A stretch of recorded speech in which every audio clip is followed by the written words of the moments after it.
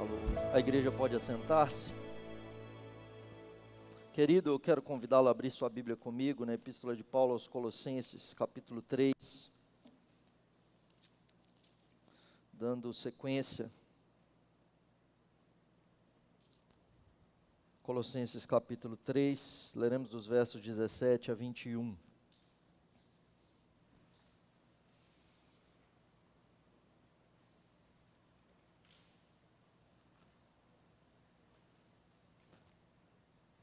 Nós temos visto ao longo das últimas semanas dos resultados da nossa união com Cristo, que faz com que nós nos despojemos do velho homem, nos revistamos do novo homem. Nós devemos ser parecidos com Cristo, uma vez que somos unidos com Ele, e hoje veremos que essa união com Cristo deve nos levar a ter relacionamentos que glorificam a Cristo. Verso 17 diz assim: E tudo que fizerdes, seja em palavra, seja em ação, fazei-o em nome do Senhor, dando por Ele graças a Deus Pai. Esposas, sede submissas ao próprio marido, como convém no Senhor. Maridos, amai a vossa esposa e não a trateis com amargura. Filhos, em tudo obedecei a vossos pais, pois fazê-lo é grato diante do Senhor. Pais, não irriteis os vossos filhos, para que não fiquem desanimados. O famoso filósofo francês, que morreu em 1778, Voltaire, era um ferrenho crítico do cristianismo, e ele afirmava na sua época, no século XVIII, que no espaço de 100 anos, a Bíblia se tornaria um livro obsoleto. Ela não seria mais lida por ninguém, a não ser como uma amostra em museus para ser estudada por curiosos em antiguidades. Um século depois dessa afirmação, a Sociedade Bíblica de Genebra compra o local onde era a residência de Voltaire e estabelece ali um local para a distribuição de Bíblias na França, para a Sociedade Bíblica Francesa. Hoje nós vivemos dias em que a Bíblia é considerada por muitos ultrapassada e alguns temas que são considerados como obsoletos hoje, como se a Bíblia tivesse que ser atualizada, como se alguns temas não servissem para nós, como se a modernidade, a atualidade, tivesse coisas mais importantes para ensinar do que a palavra de Deus. De modo que muitas pessoas se afastam de alguns temas bíblicos, justamente porque se curvam diante de ensinamentos da modernidade contrários à palavra do Senhor. E esses temas que nós lemos agora há pouco são alguns desses temas muitas vezes ignorados ou, se não, combatidos, inclusive dentro da igreja. Como se a submissão feminina, o papel do marido e da esposa no casamento, ou mesmo a criação de filhos, que a Escritura nos ensina como deve ser, fosse algo que, não, na verdade isso aqui é algo que não se aplica para nós. Nós temos algo melhor para ensinar. Mas tudo aquilo que vai além da palavra, tudo aquilo que é contrário à palavra, deve ser considerado anátema. Nós não devemos ler as Escrituras sobre a ótica de ciências sociais. Nós não devemos ler as Escrituras sobre os moldes da nossa época. Nós devemos nos aproximar das Escrituras, conhecer as Escrituras, viver as Escrituras e avaliar a nossa época a partir das Escrituras. Nós vemos aqui então que uma vez que nós somos unidos com Cristo, nós somos regenerados, nós fomos salvos, nós fomos transportados do império das trevas para o reino do Filho, do amor de Deus. Agora então Deus nos chama a termos relacionamentos que o glorifiquem. E aqui Ele vai nos trazer duas bases para esses relacionamentos, que é a submissão e o amor. Se nós tivermos submissão e amor nos nossos relacionamentos, nós teremos relacionamentos abençoados. Nós teremos relacionamentos sadios, biblicamente falando. O casamento hoje é uma instituição considerada falida pela sociedade. Tudo que Satanás quer fazer é destruir a família e destruir a criação de filhos. De modo que pais hoje não podem disciplinar filhos, de modo que pais hoje não têm autoridade sobre seus filhos para educá-los. Os filhos hoje devem fazer o que querem, e, na verdade, você não pode instruí-los, educá-los e discipliná-los, você tem que construir junto. Não é o que a Bíblia nos ensina. E no casamento a mesma coisa.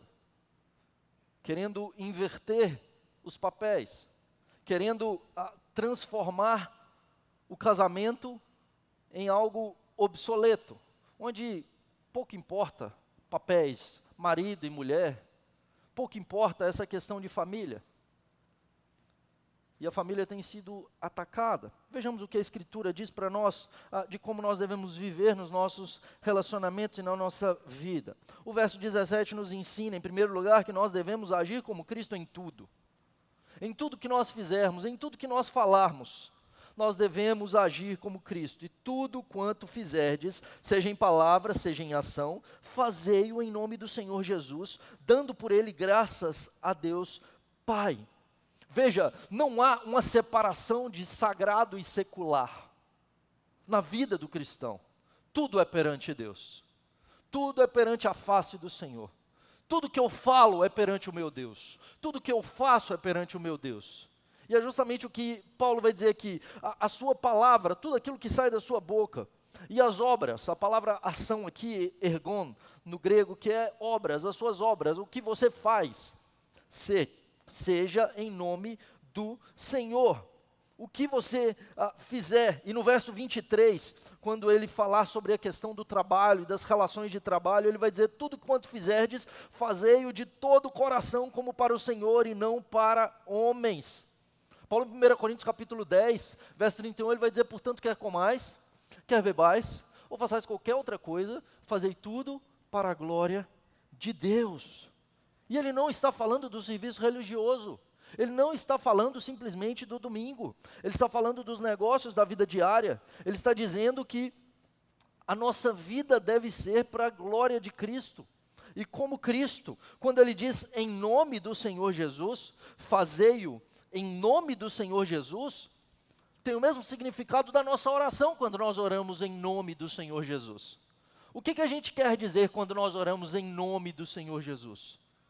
É como eu estivesse dizendo, o que eu estou pedindo aqui é o que Cristo pediria.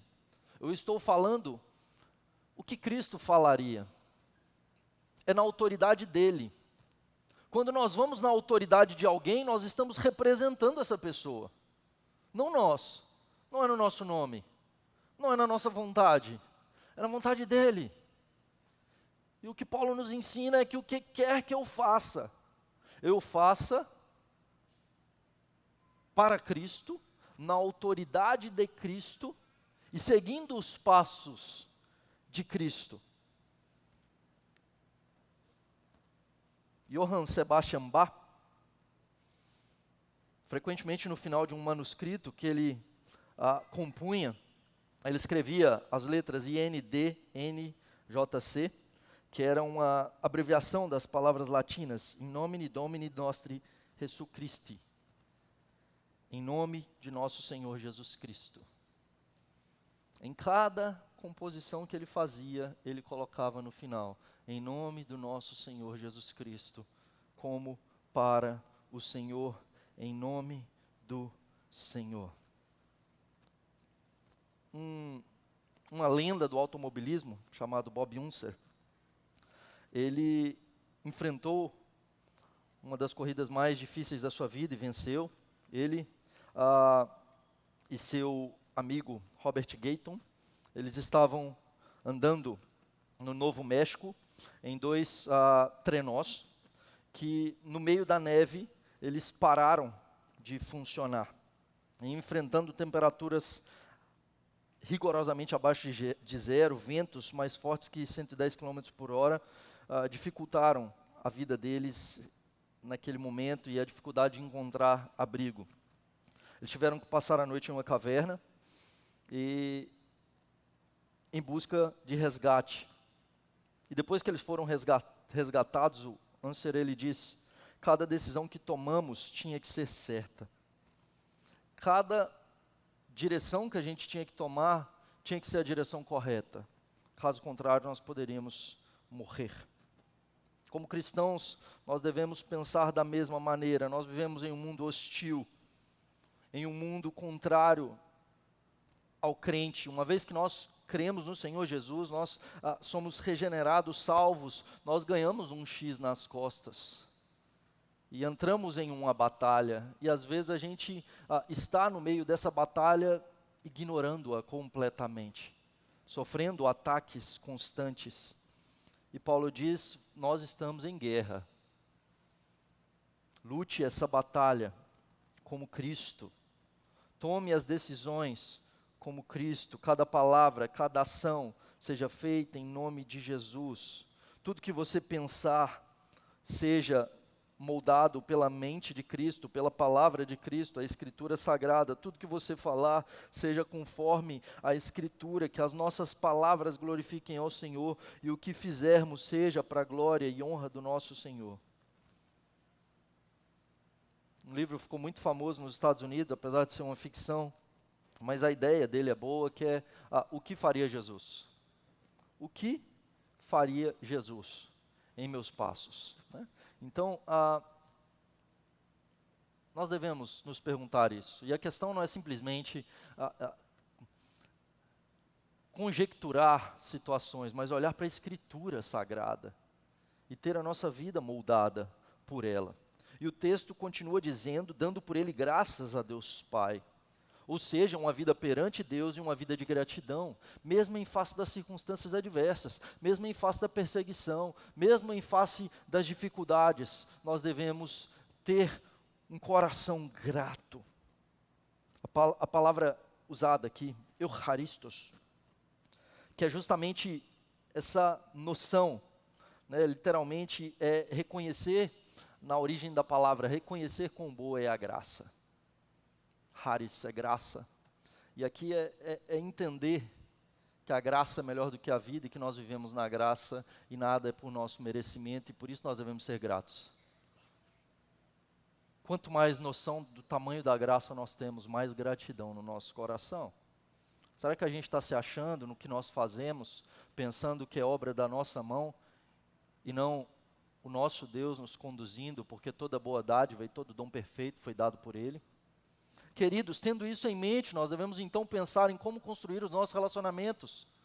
A nossa família deve ser perante Deus, tudo quanto falarmos e tudo quanto fizermos deve ser como o Senhor Jesus Cristo. E aí Paulo vai ilustrar isso para nós, no relacionamento de Cristo com a igreja, no relacionamento de pai com filho, de Cristo com seu pai. E aqui então ele nos instrui em agir como Cristo no casamento. Ele vai dizer, em primeiro lugar, para as esposas e depois para os maridos. Muita gente hoje, pensando na questão do casamento, procuram o companheiro ideal. Mas a ênfase das Escrituras não está em encontrar o companheiro ideal, mas em ser alguém parecido com Jesus, em ser o companheiro ideal. Deus criou homem e mulher. Gênesis 1, 26 nós vemos, façamos o homem conforme a nossa imagem e semelhança. E depois ele cria a mulher e ele chama homem e mulher de homem. Gênesis 5, 3, Adão, ali no hebraico, é humanidade. E ele lhes chamou Adão, homem e mulher, que ele os cria conforme a sua imagem e semelhança. O que reflete a imagem de Deus na criação, homem e mulher. Eles se unem, eles se tornam uma só carne, e eles são imagem de Deus. Qual que é o propósito de Deus para o casamento? Uma vida santa perante o Senhor, sermos santos, sermos separados para Ele. E essa santidade não tem nada a ver com buscar um monastério, simplesmente se isolar do mundo, mas agir como Cristo, fazer a vontade de Deus, Qual a vontade de Deus para as esposas? E aqui nós temos o versículo que muitas mulheres não gostam, mas é o que está escrito e é o que nós devemos obedecer e seguir para o nosso bem. Esposas, sede submissas ao próprio marido, como convém ao Senhor. E há quem olhe para esse texto e diga, Paulo era machista. Queridos, esse texto foi escrito por Paulo, inspirado pelo Espírito Santo. Se eu estou dizendo que Paulo era machista, eu estou dizendo que Deus é machista. Isso é mentira de Satanás. Isso é uma tentativa de querer flexibilizar a palavra de Deus e escolher o que eu acho que é bom nela. Então você não crê na Bíblia, você crê no que você quer. Você crê na sua construção. Você criou a sua Bíblia, você é o seu próprio Deus. A Bíblia é a palavra de Deus. Nós devemos compreender ela como palavra de Deus. De modo que a Escritura não é machista. Quando Deus cria homem e mulher, Ele cria homem e mulher com papéis complementares. Homem e mulher não são iguais, no sentido de função.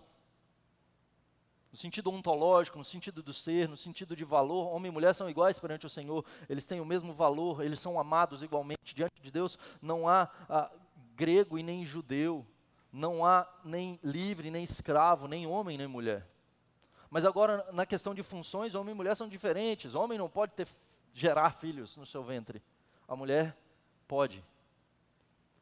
Homem e mulher não têm a mesma força. São musculaturas distintas. Deus nos criou de forma distinta. Porque Ele tem propósito nisso. Deus tem propósito em fazer dessa maneira. Qual que é a questão quando a gente olha para aquela época? Para aquela época, para os fariseus, para os mestres da lei, que interpretavam erroneamente a Escritura Sagrada e criavam as suas próprias leis, a mulher era como um objeto, como uma coisa, propriedade do seu marido. Assim como a casa, os bens, os rebanhos, a mulher não tinha direito legal. O marido poderia, segundo o pensamento deles, e não da Escritura, mas de seus rabinos, o marido poderia se divorciar de sua esposa por qualquer motivo. E a esposa não tinha direito algum com relação a esse divórcio. Quando a gente fala da sociedade grega e da cultura grega, onde a igreja de Colossos estava inserida, a mulher também não era respeitada, ela vivia reclusa, ela nunca aparecia na rua sozinha, ela não poderia estar sozinha na rua. Muitas vezes moravam em casas com outras mulheres, e não se juntava a seu marido nem mesmo nas refeições. Era exigido da mulher uma sujeição completa, cega, servidão ao seu marido. As mulheres não votavam, as mulheres não tinham voz. O que Paulo vai mostrar é que não é para ser assim. Essa submissão não pode ser cega. Naquele contexto, nós estamos falando de homens oprimindo as mulheres. Homens usando as mulheres como objeto, objetificando as mulheres. Paulo vai dizer que a submissão feminina, e sim, é algo bíblico, deve ser perante o Senhor. Tem que ser como para o Senhor. Veja, submissão na Escritura, a palavra hipotasso, não tem a ver com tamanho, não tem a ver com valor, mas uma sujeição de função, né? Há quem traduza como debaixo de uma mesma missão, e de fato, literalmente no grego, nos dá essa ideia, mas o debaixo de uma mesma missão, no sentido militar, como um soldado que obedece às ordens do seu superior, do seu governo, do seu comandante. Então, é essa sujeição no sentido de que nós temos um objetivo claro e nós vamos segui-lo. E eu vou seguir quem Deus estabeleceu como liderança para a minha vida. Deus estabelece líderes para nós. Pastores, presbíteros são líderes para a igreja. Significa que os pastores e os presbíteros são mais amados por Deus ou são melhores? Nós sabemos que não. Significa que a mulher, então, é menos amada ou ela é inferior ao seu marido porque Deus estabeleceu o homem para liderar a sua casa? Não. Não tem a ver com valor. Cristo é submisso ao Pai. Cristo é menor do que o Pai? Não. Eu e o Pai somos um. Mas Ele faz a vontade do Pai. Ele é submisso ao Pai. E veja, como convém no Senhor, limita o escopo da submissão. A submissão não deve ser uma submissão cega. Não implica inferioridade, não é absoluta. É como ao Senhor. A esposa não deve se submeter aos desejos de seu marido quando contrários à palavra de Deus. Essa submissão é debaixo da palavra. Porque antes importa obedecer a Deus do que aos homens. O mesmo se aplica para filhos e pais. Essa liderança é uma liderança que deve ser bíblica, que deve ser realizada com amor, segundo a palavra. A esposa como parte mais frágil. E sim, a mulher é mais frágil fisicamente falando e mais forte do que um homem em tantas outras áreas. Por isso o complementarismo e por isso eles se completam. Deus fez perfeito. Homem e mulher se encaixam em todos os sentidos. E a mulher deve ser protegida. A mulher deve ser guardada. A mulher deve ser cuidada. Deus deu a mulher ao homem para que ele cuide dela, para que ele a ame. Deus deu o homem à mulher para que ela pudesse se sentir protegida, cuidada, amparada. E veja, quando Deus diz então para a esposa que ela seja submissa, não tem a ver com intelectualidade. A esposa pode ter uma capacidade intelectual superior ao seu marido.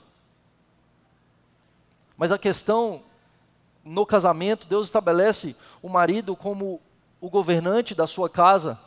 E um casamento sadio é justamente esse casamento onde a esposa coloca o seu marido para cima e não para baixo.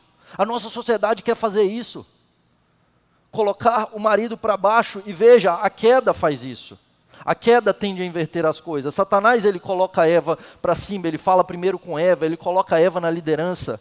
Adão relegado, e por causa da queda o homem tende de fato a se esconder, ele não quer assumir a liderança. Mulheres, não façam isso com a sua família e seu casamento. Coloque seu marido para cima, cobre dele. Deus vai cobrar dele a questão da liderança, a responsabilidade diante do Senhor. E às vezes a gente acha que a submissão que é difícil. Queridos, não é. A liderança, Deus vai cobrar mais do líder, do cabeça. Sabe por que Deus não estabelece pastores e presbíteros? Justamente porque Ele vai cobrar isso dos homens. E quando a gente fala num contexto de primeiro século, e em toda a história da igreja, hoje não é diferente, não será diferente daqui a algum tempo, quando surgir o anticristo, quem morre primeiro são os pastores e os presbíteros. Quem é torturado, morto, preso, primeiro é a liderança. E quem deve ir para a frente de batalha são os homens. Não podemos expor as nossas mulheres a esse tipo de ataque. Nós devemos protegê-las, cobri-las. A mulher deve ser guardada como bem mais precioso do seu marido. Nunca exposta. De modo que ele vai à frente. Ele não a coloca à frente. Ele cuida, ele protege, ele zela. Todas as vezes na Escritura Sagrada que a mulher tomou a liderança, as coisas foram mal. Eva toma a liderança, Adão a segue, nós temos a queda. Sara, os mesmos verbos que ocorrem em Eva, ela tomou e deu a Adão do fruto. Sara toma e dá Agar a Abraão, ela toma a liderança, Abraão se submete, segue, e ali nós temos o nascimento de Ismael. Satanás se dirige primeiro a Eva. Deus, depois da queda, se dirige primeiro a Adão, ele cobra de Adão. Ele não vai primeiro a Eva. Adão era responsável. Adão não cuidou de sua esposa no jardim. Ele não a protegeu, ele a deixou exposta. Ele não cumpriu o seu papel. Verso 19, maridos, amai a vossa esposa e não a trateis com amargura. E agora, esposas, vocês entenderão o quão fácil é a submissão. Quando a gente pensa nessa questão do amar a esposa, não tratá-la com amargura. Deus escolhe o marido para governar a casa, há diferentes dons. E o cabeça, o líder do lar, ele deve prover, ele deve proteger, ele deve perdoar. Assim como Deus é quem é o provedor, o protetor, quem perdoa. Veja, não é que a esposa não possa trabalhar, ela pode. Mas Deus não vai cobrar da esposa o sustento do lar, Deus vai cobrar do marido. De modo que se o marido não está preocupado com isso, Deus vai cobrar dele. A mulher pode trabalhar, não há problema. Mas o que a nossa sociedade fez? Inverteu de tal maneira que agora o peso está todo sobre os ombros das mulheres. E às vezes o marido fica lá deitado no sofá fazendo nada. Ele não cuida dos filhos, ele não trabalha, ele não tem responsabilidade alguma. Mas diante de Deus, ele será cobrado. Maridos, amai a vossa esposa. E veja, naquele contexto, os maridos amavam a sua esposa. Normalmente, o texto grego ele vai ter algumas palavras para amor. E uma delas era eros, que é o amor sexual, essa questão mais carnal, do desejo. E amar a esposa com amor eros era fácil. Mas Paulo vai dizer que o amor pela esposa deve ser um amor agape. O amor sacrificial. Não é um amor meramente porque eu tenho algum tipo de desejo de receber algo dela. Eu devo amá-la sacrificialmente. Eu devo amá-la como Cristo amou a igreja. Esse é o amor. É o amor de Deus para com a igreja, é o amor de Cristo para com a igreja, deve ser o amor do marido para com a sua esposa. A igreja é submissa a Cristo, Cristo é o cabeça da igreja, a esposa é submissa ao marido, o marido é o cabeça da esposa e do lar e da família. Então ele deve agir e viver como Cristo em relação à sua esposa. O que Cristo faz com relação à igreja? Ele busca a reconciliação. Estando a igreja toda errada, Cristo busca a reconciliação, maridos. Deus vai cobrar a saúde espiritual, a saúde do seu lar em todos os sentidos de você. Não pode ficar brigado. E se brigar, mas a culpa é dela.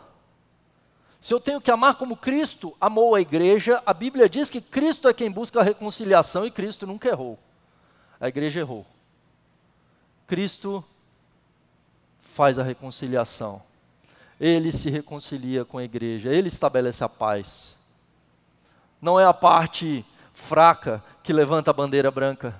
Não é a igreja, é Deus quem estabelece a paz. É Cristo. Então, nós devemos buscar a reconciliação. Nós devemos ser humildes. Nós devemos parecer com Cristo. Zelar pela vida espiritual dela. Amá-la. E veja, amar como Cristo é justamente pensar nela. O marido não foi estabelecido no lar para ser servido, mas para servir a sua família, para cuidar da sua família, para zelar por ela, para orar por ela, para ensiná-la, para cuidar, olhar os interesses da sua esposa, dos seus filhos. Ele não se coloca em primeiro lugar, pelo contrário. Ele é aquele que serve, ele é aquele que lava os pés da sua família. Amar como Cristo. Certa feita, uma pessoa sendo aconselhada, o pastor fez a seguinte pergunta: fale sobre você, o que te motiva, o que te deixa feliz. E ele então lista um monte de coisas que eram necessárias para que ele pudesse ser feliz.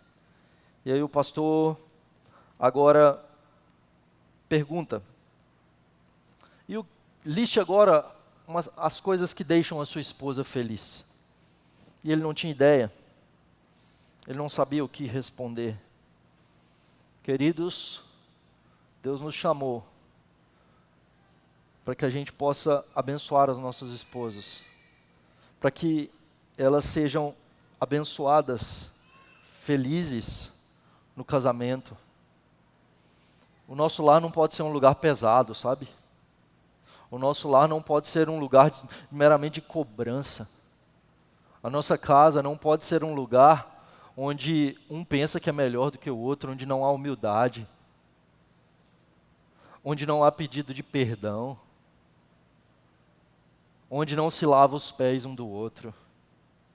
Não é para ser assim. Não a trateis com amargura. É justamente essa questão do espetar, o ser amargo. Paulo está dizendo, a forma como você vai agir com a sua esposa justamente vai refletir o seu amor. Ao governar o seu lar, ao liderar o seu lar, você deve fazê-lo com bondade. Você deve fazê-lo diante do Senhor, com amor, com graça. As nossas esposas precisam olhar para nós e nos ver parecidos com Cristo. Além disso, quando a gente fala de submissão e amor, o que a gente coloca aqui é de forma primária, com relação às funções, mas submissão e amor são para todo crente. Todo crente deve ser submisso uns aos outros, no sentido de não querer se colocar acima. Ele serve, mas ele nunca vai se abster da liderança. Ele nunca vai se abster da responsabilidade. Assim como o pastor é responsável pelo rebanho, pelo cuidado espiritual do rebanho, ele não pode dizer, veja bem, aqui eu não cada um que cuida da sua vida. Não. Nós também não devemos nos abster da nossa responsabilidade diante do Senhor, de cumprir o nosso papel, glorificar ao nosso Deus. Por isso o texto diz como convém no Senhor. Isso significa que um crente regenerado, nascido de novo, que não age dessa maneira, não está agindo como convém no Senhor. Ele está pecando. Em terceiro lugar, nós vemos que nós devemos agir como Cristo no relacionamento de marido e mulher, agir como Cristo no relacionamento de pais e filhos. Filhos, em tudo obedecei a vossos pais, pois fazê-lo é grato diante do Senhor. O texto aqui então vai nos ensinar, nós como filhos, que nós devemos obedecer, e a palavra aqui é ripacu, não mais hipotácio, ele muda a palavra de marido e mulher para pais e filhos. O filho deve obedecer, dar ouvidos às ordens do pai e da mãe. Ele deve obedecer, dar atenção respeitosa. O ripacu, justamente nesse sentido, eu ouço, eu obedeço. E normalmente o que acontece com os filhos é que não querem dar ouvidos aos pais. Acham que sabem. Filhos, vocês não sabem. Não sabem mais do que os pais de vocês. Por mais que talvez vocês possam estudar mais, Deus estabelece funções e dá graça aos pais para que possam ensinar os filhos. Quando meus filhos nasceram, eu pedi graça diante do Senhor, porque eu não sabia ser pai. Quando eu me casei com Marina, eu tive que pedir graça ao Senhor, porque eu não sabia ser marido. E não é algo que é natural para nós, é contrário à nossa natureza pecaminosa de querer se impor, de querer subjugar, de querer ser feliz às custas do outro. Filhos, obedeçam. Em quê? Em tudo. O filho não tem exceção. Não há exceção do que ele deve obedecer ou não. Mas só coisas relacionadas a isso ou aquilo. Não, em tudo obedeçam aos vossos pais, pois fazê-lo é grato diante do Senhor. Obviamente que a máxima de obedecer a Deus antes de obedecer aos homens se aplica ao relacionamento de filhos e pais. De modo que se meu pai me pede algo que é contrário à palavra do Senhor, eu não devo obedecê-lo. Mas se não é contrário à palavra do Senhor, mas eu não concordo, eu devo obedecê-lo. Obedeçam aos vossos pais. E muitas vezes nós temos adolescentes, jovens que não são abençoados porque não são obedientes aos seus pais. porque não dão ouvidos aos seus pais e dão ouvidos a uma série de coisas desse mundo. Professores, amigos, ouça seus pais. Você vai ter um relacionamento? Ouça seus pais. Você vai tomar decisões? Converse com seus pais. O quinto mandamento é muito claro para nós: honra teu pai e tua mãe, para que te prolonguem os dias na terra. E ali ele está falando da terra prometida. Quando vocês honrarem o pai de vocês, os pais de vocês, e ali não está ligado apenas à questão de pai e mãe, mas autoridades também, ele está dizendo, se vocês tiverem esse coração submisso e obediente, respeitoso, que honra os outros, que se coloca abaixo, vocês vão ser abençoados. E às vezes a gente se acha demais, a gente quer se colocar superior demais, a gente quer insurgir demais, a gente quer mandar demais. Seja obediente, seja respeitoso, honre os mais velhos. Jovens, não existe essa de chamar a pessoa mais velha de você. É senhor, é senhora. Isso é respeito. Isso não é, porque está chamando de velho. Não tem nada a ver com isso. Mesma coisa com uma autoridade, um juiz, um policial, um professor. Respeite, honre os mais velhos, especialmente os pais.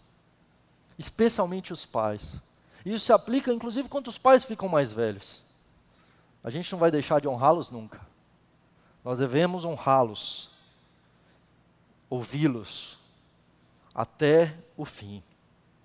Porque isso é grato diante do Senhor. Deus se alegra com isso. Porque como nós tratamos os nossos pais, não é diferente do nosso relacionamento com o Senhor, que é o nosso Pai dos céus. Pais, não irriteis vossos filhos para que não fiquem desanimados. Veja, naquela época, tinha uma lei romana que era a lei do poder do pai. E concedia ao pai o direito de fazer o que quisesse com o filho.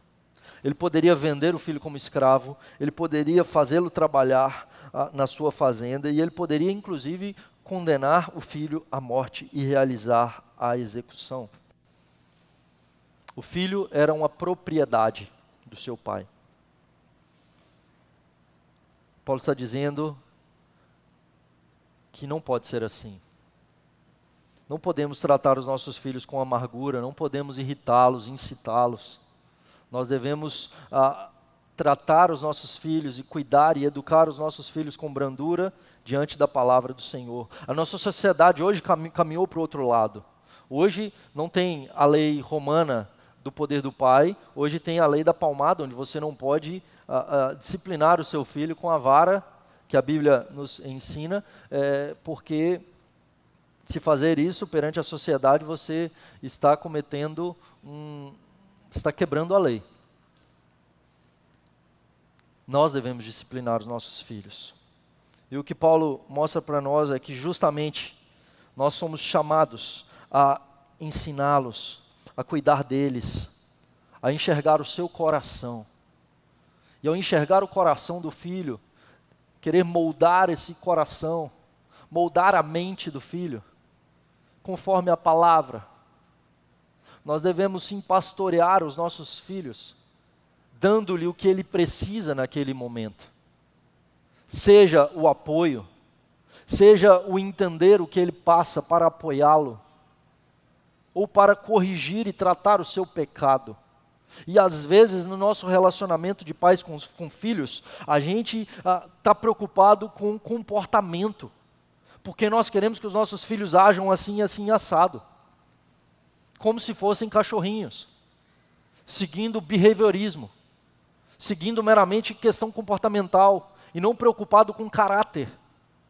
Nós devemos nos preocupar com o caráter dos nossos filhos, para que eles amem ao Senhor. E muitos pais, muitas vezes, fazem com que o filho tome raiva de Bíblia, de igreja.